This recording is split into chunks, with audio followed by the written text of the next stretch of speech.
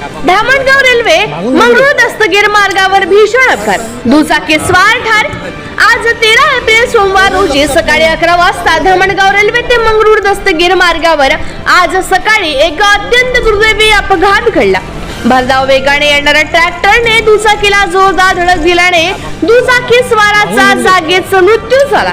या अपघातात शेख मुस्ताक शेख तुराब वय वर्ष 45 वय वर्ष 55 यांचा दुर्दैवी मृत्यू झाला आहे। धडक इतकी भीषण होती की त्यांना घटनास्थळीच प्राण गमवावे लागले। घटनेची माहिती मिळताच परिसरात मोठी खळबळ उडाली होती। स्थानिक नागरिकांनी घटनास्थळी धाव घेतली। संबंधित पोलीस ठाण्याचे पथक घटनास्थळी दाखल होऊन पुढील पंचनामा व तपास सुरू केला आहे। या अपघातामुळे काही काळ वाहतूक विस्कळीत झाली होती। नागरिकांनी वाहन चालवताना वेगावर नियंत्रण ठेवावे असे आवाहन यावेळी करण्यात येत आहे।